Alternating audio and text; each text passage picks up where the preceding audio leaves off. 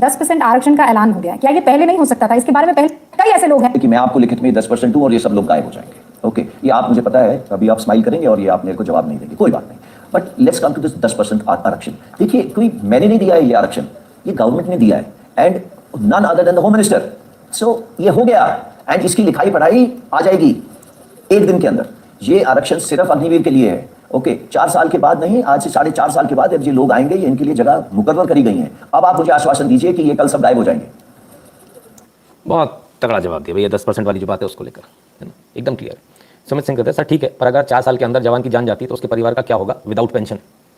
अच्छी बात है, 4 साल के अंदर जान जाती है तो उसका इंश्योरेंस है, वो इंश्योरेंस क्लेम मिलेगा। सुमित सिंह जी, जान की परवाह है और अग्निवीर बनने जा रहे हो, सेना में जा रहे हो। यार आप तो किसी छोटे मोटे संगठन में भर्ती होने लायक भी नहीं हो, आप तो मेरे यहाँ सबॉर्डिनेट के तौर पर काम करने के लिए लायक भी नहीं हो। सेना में कहाँ जा रहे हो? मैं भी नहीं रखूंगा आपको। जिसको जान की परवाह होती है सर, उसको तो हम अपना ड्राइवर भी नहीं रखते, वो तो गाड़ी छोड़ के भग जाएगा, हमें मरवा देगा। क्या बात कर दी आपने? यहाँ हम काम करते हैं, हमें दुनिया भर की धमकियाँ आती हैं, हमें ये नहीं मालूम घर से कल निकलेंगे तो जिंदा बचेंगे कि नहीं बचेंगे। आपको वहाँ बैठ के जान की चिंता हो रही है। बाबू घर से निकलोगे ना, ऊपर वाले ने जितनी लिखी उतनी होनी, उससे एक दिन ज़्यादा नहीं होनी। घर से निकलोगे, कोई डंपर को चल जाएगा, तब क्या करोगे? कितने लोग सेना में मरे हैं मालूम है आपको? गिनती करो, बताओ। सुमित सिंह, तुमसे पूछता हूँ, बताओ कितने लोग आज तक सेना में मरे? पिछले 5 साल में कितने सैनिक मरे हमारे? ला बताओ। सारे जवान लगा लेना, पुलिस के भी लगा लेना। बेटा अभी बहुत छोटा बच्चा है, और सिर्फ एक निकालना, बगल में इज इक्वल टू में बगल में दूसरा वो रखना। कौन सा क्या रखना मालूम है? मैं समझाता हूँ। रोड एक्सीडेंट में कितने मरे? ये जो तुम उड़ते हो ना बाप की गाड़ी लेके बिना हेलमेट लगाए, पहले हेलमेट लगाना तो सीख लो बेटा। इतनी चिंता है अपने घर की परिवार की? और बच्चे हेलमेट लगाते नहीं हो तुम, तब तो तुम हवाई जहाज बना के उड़ाते हो बाप की गाड़ी को। तब चिंता नहीं होती। कभी हिसाब लगा लेना और लौट के आ जाना मेरे पास में, तब मुझे बता देना कि सड़क में कम मरे, सैनिक ज़्यादा मर गए। जो तुम बोलो वो मैं हारा। घर में बैठे बैठे लोग मर रहे हैं, कोरोना से इतने मर गए, तब तो बड़े निकल रहे थे बाहर, निकल के आज तो गोलगप्पे खाने हैं, फिर पुलिस के पीछे गोलगप्पे बना के भेजे पुलिस ने पिछवाड़े पे। कोरोना से डर नहीं लगा था, मर जाए चाहे कुछ भी हो जाए, बस आपको लॉकडाउन खोल दो, मर जाएंगे हम, हमें मरना हम मर जाएंगे। तब तो बाहर निकल के आ रहे थे। सेना में जाओगे तुम लोग, सेना is equal to discipline, army is equal to discipline. आप जाओगे उसमें जहां पत्ता भी हिलता नहीं है, तूफान में भी। कभी देखना, मैं हमेशा इस बात को बोलता हूं कि सेना का गार्डन भी देख लोगे ना, तो वहां का फूल भी अटेंशन पोजीशन में खड़ा होता है, यूं नहीं डला होता है। क्या बात करते हो? हाँ, कैसी बातें करते हो आप लोग, कमाल है। Sir ji, I was corporal in NCC 1989 10th standard. क्या बात है, बहुत बढ़िया। ठीक है, तो भाई जिनको मरने से डर लगता है, आपके लिए तो सेना बनी नहीं सर, आपके लिए दुकान है, आपके लिए कॉर्पोरेट नौकरियां हैं। आप कहाँ जा रहे हो गलत जगह? मत जाना, मर जाओगे, चक्कर मत पड़ना। बिल्कुल मत जाना। फिर क्या हुआ परिवार का? पैसे से सब कुछ हो जाएगा, आदमी थोड़ी वापस आ जाएगा। तुम नहीं समझ पाओगे, तुम्हारे घर से कोई सेना में नहीं है और तुम्हारे अंदर सेना का पानी भी नहीं है, इसलिए तुम्हारे को समझ में नहीं आएगी। सेना में ऐसे लोग नहीं होते बॉस, तुम्हारे समझ के बाहर की बात है, इसको आप नहीं समझ पाओगे। चलिए, इनको ट्रेन कर लेंगे, दूसरी दिख रहे हैं, ये डर वो भी ट्रेन नहीं। आज पता कितने सैनिक हैं? हाँ, जो सैनिक ट्रेनिंग लेंगे उसके बाद वो क्या बन जाएंगे? आतंकवादी बन जाएंगे। उन्हें पैसा मिल जाएगा ज़्यादा तो आतंकवादी बन जाएंगे। सुनिए, 32 lakh people are available to do exactly जो आप बोल रहे हैं। कोई कर रहा है? उसको, उसने देश सेवा करी है, चाहे वो कुछ भी चले जाए। जब रात को हम उसको हिलाते हैं ना, तो जय हिंद पहले बोलता है, बाद में पूछता है भाई कौन है। तो ये चीज आप नहीं समझेंगे। 32 लाख लोग आज अवेलेबल है पूरे देश के, चाहे वो कुछ भी चले जाए। जब रात को हम बाद में पूछता है भाई कौन है। तो ये चीज आप नहीं समझेंगे। तो ये चीज आप नहीं समझेंगे। ये चीज़ आप नहीं समझेंगे भाई साहब, हम भी यही समझा रहे हैं। ये चीज़ आप नहीं समझेंगे, ये सिर्फ एक सैनिक समझ सकता है। मैं कहता हूं, कितना पैसा चाहिए तुम्हारे को सुमित सिंह? कितना देती सेना? लाओ मैं देता हूं। मरोगे कल? कैसी बातें करते हो? जिसके बाप का साया उसके सर से उठ जाता ना, उससे पूछो क्या दे देगी सेना? क्या दे दोगे कंपनसेशन एक बच्चे को? कोई कंपनसेशन, इसीलिए सर्वोच्च बलिदान कहा जाता है। कोई कंपनसेशन किसी का बाप नहीं ला सकता वापस, कोई कंपनसेशन किसी का बेटा नहीं ला सकता बुढ़ापे में वापस। क्या बात करते हो आप इसको पैसों से तोलोगे जिंदगी को?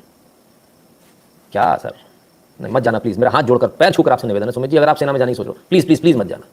हमें नहीं चाहिए ऐसे सैनिक, हमें ऐसा सिपाही भी नहीं चाहिए, ऑफिसर की तो बात छोड़ दीजिए प्लीज़। ऐसे तमाम सारे लोगों से मेरा हाथ जोड़कर, उनके पैर छूकर मेरा निवेदन है, प्लीज़ आप कुछ भी करना, आप सेना में मत जाना, किसी भी आर्म फोर्सेज में मत जाना। ये आप हमारे ऊपर रहम करेंगे, इस देश के ऊपर रहम करेंगे, प्लीज़ ऐसा मत कीजिए, ठीक है।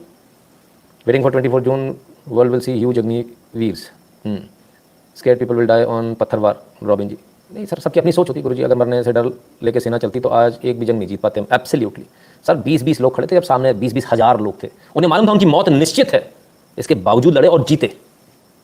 ये हमारी भारतीय सेना का पराक्रम है, हम मरने के लिए जीते हैं। क्या बात कर दी सर।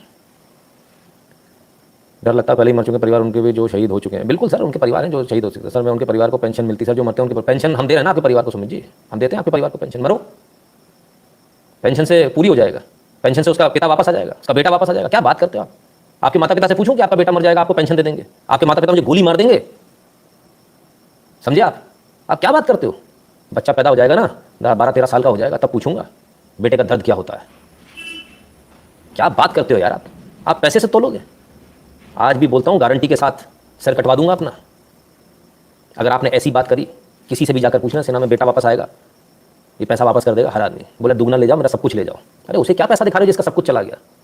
अभी आपके यहाँ से कोई गया नहीं है ना सर, इसलिए आप पैसे से तोल रहे हो। सेना में जाने वाला आदमी जज्बे वाला होता, आपके जैसा नहीं होता। चलिए आपको एक रियल कहानी सुनाता हूँ, छोटी सी कहानी, फेसबुक पर लिखी थी, अगर मिल जाए तो सुमित जी के लिए 5 मिनट ले रहा हूँ मित्रों। इन्होंने थोड़ा सा डिस्टर्ब कर दिया लाइव को, है ना, प्रयास करता हूँ अगर खुल जाती तो। Please give dose to Sumit. बहुत बकवास हुई धीरज कामरा जी। नहीं, डोज की बात नहीं सर, सच्चाई हमारे सामने आना बहुत आवश्यक है। सच्चाई से लोगों की आंखें खोलना बहुत आवश्यक है। मेरी लिखी हुई 1 मार्च 2019, ये मेरा ही फेसबुक का प्रोफाइल है ना। बॉबकट आंटी, हम इनको बॉबकट आंटी कहते थे। आंटी कद में लंबी थी, खूबसूरत और बेहद कॉन्फिडेंट, एकदम सीधे चला करती थी, मानो चलते समय भी सावधान की पोजीशन में। आंटी की अंग्रेजी जबरदस्त थी। आंटी हमेशा सफेद साड़ी पहना करती थी। उनके पति सेना में बड़े अधिकारी थे जो जंग में शहीद हुए थे। मैं शायद इसको आगे पढ़ नहीं पाऊंगा। खैर,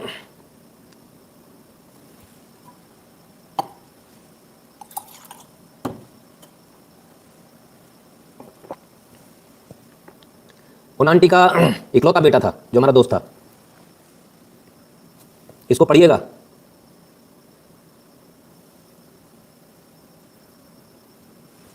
तब शायद आपको समझ में आए।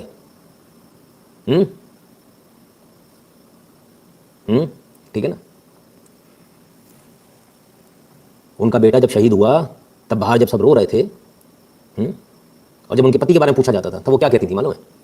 ही killed the bastards, destroyed their entire base, captured the tanks and ammunitions. Before going to the front, he promised he will return with a gift. But while returning, his luck ran out and a mortar hit him straight. But he kept his promise. He returned with a gift not just for me but for the nation. He returned with a victory. ये उस बेवा के शब्द हैं।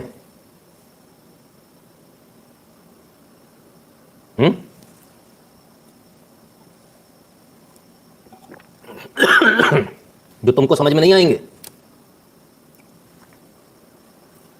ठीक है ना। तो इसलिए जब आपको समझ में नहीं आए तो आप उस जिंदगी को जी भी नहीं सकते।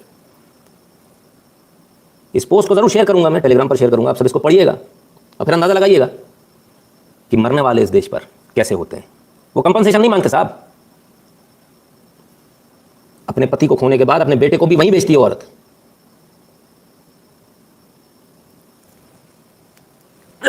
ठीक है ना। और बेटा भी शहीद होता है, तब भी कोई गम नहीं होता। आंसू नहीं बहाती, रोती नहीं है सुमित सिंह जी। ये जज्बा अलग है बॉस, ये जज्बा आपके पास नहीं है। आप रहम करें इस देश पर, मेहरबानी करें। ऐसे तमाम सारे लोग, मैं उनके पैर छूता हूं, माफ कर दीजिए इस देश को। हमें आपकी ज़रूरत नहीं है, हमें आपकी कतई ज़रूरत नहीं है। इस देश को अगर आपकी ज़रूरत है तो मैं मरने के लिए तैयार हूं, मेरा बेटा मरने के लिए तैयार है, हमारा खानदान मरने के लिए तैयार है। हम अपनी खून की आखिरी बूंद तक लड़ेंगे, पर हमें आप जैसे लोग नहीं चाहिए। ये जज्बा अलग होता है सर, इसको आप नहीं समझ पाओगे।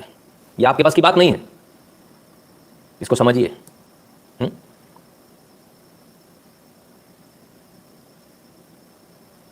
सुमित सिंह जी, अगर आपको परिवार की सूझ रही है तो परिवार को अनुकंपा नियुक्ति दी जाती है अगर ऑन ड्यूटी कोई होता है तो।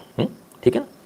सुमित सिंह के पैसे देखकर सेना में नौकरी नहीं होती, आप किसी म्यूनसिपल ऑफिस में नौकरी कर लो, गिनना रात को। हाँ बिल्कुल सही बात है, तुमसे ज़्यादा हिम्मत तो हम कॉर्पोरेट वालों में। संदीप पांडे जी, बिल्कुल मेल आचार्य जी। बड़ा दुख होता है देखकर जब कोई जवानों की शहादत को पैसे से तोलता है। तोल नहीं पाओगे सर आप, अंबानी भी नहीं तोल पाएगा, कोशिश मत करो। राकेश जी, सर किस गद्दे पर समय खराब करो? नहीं, आवश्यकता है सर, आवश्यकता है। ये जो आज के युवा आ गए हैं, इनको लगता है सब कुछ बड़ा इजी है, सब कुछ बड़ा आसान है। ऐसा नहीं है। जिस देश में आप बैठे हो, जिस देश की आप बसें जला रहे हो ना सर, इस देश के लिए लोगों ने अपने सीने को छलनी करवा लिया गोलियों से, लेकिन पीछे नहीं हटे, है ना। और आज आप उनको गाली दे रहे हो, ऐसा मत करो। राजेश उपाध्याय जी, बहुत बहुत धन्यवाद। इस पूरी स्टोरी को तो मैं पढ़ भी नहीं पाऊंगा क्योंकि रियल स्टोरी हमारी आंखों के सामने हुई, सब कुछ घूमने लगता है। तो आपको ज़रूर शेयर करूँगा, आप लोग पढ़िएगा। शायद हो सकता है किसी के विचार बदल जाए, शायद हो सकता है किसी को लगे कि हाँ भाई सही बात है ना। जज्बे में बहुत फर्क है सर। बोलिए ना। नहीं जनरल पुरी, आप ये कह रहे हैं कि 10% जो मैडम जवाब नहीं दे पाई।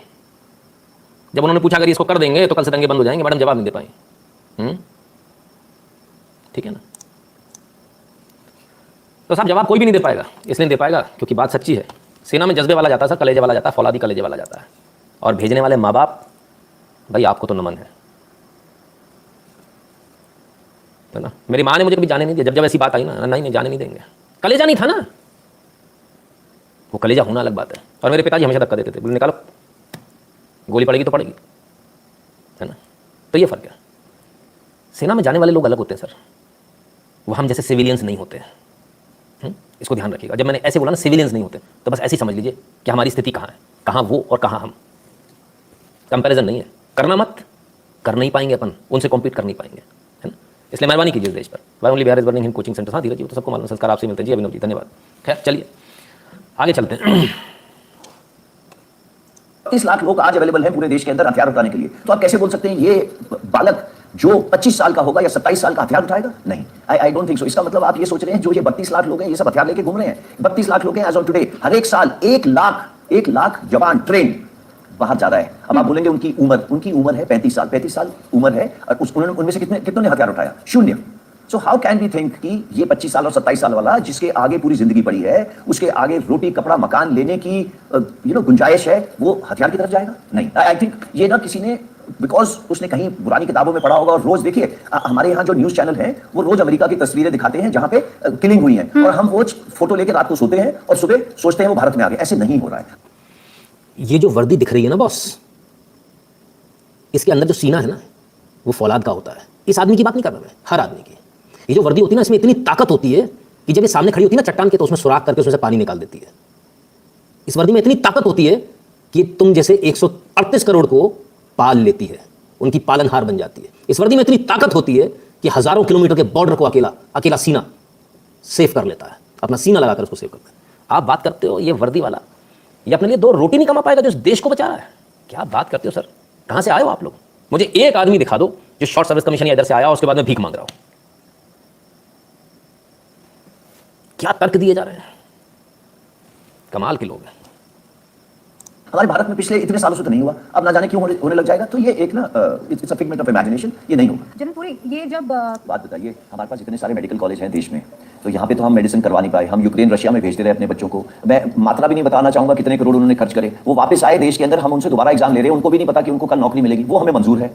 नंबर 2, 14 जून को 10 लाख जॉब्स का ऐलान हुआ। हम तो सिर्फ 50,000 जॉब्स का ऐलान कर रहे हैं। मुझे समझ नहीं आता वहां क्यों नहीं जाना चाहते। वो गवर्नमेंट जॉब्स ही हैं ये जो 10 लाख हमारे सेंट्रल गवर्नमेंट ने ऐलान करी है। नाउ कमिंग टू 8 साल, वहां चले जाओ, 50,000 जॉब पे मत आओ, 10 लाख पे जाओ। हम भी यही कह रहे हैं, 10 लाख पे चले जाओ भाई, 50,000 पे मत आओ।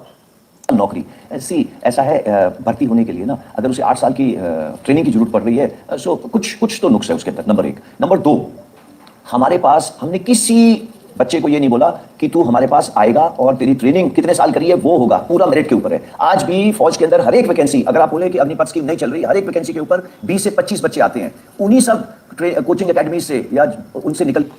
तो साहब कुल मिला के बात यह है कि उनका भी ये कहना भैया रहम कर दो, 10 लाख नौकरियां वहां चले जाओ, यहां मत आओ।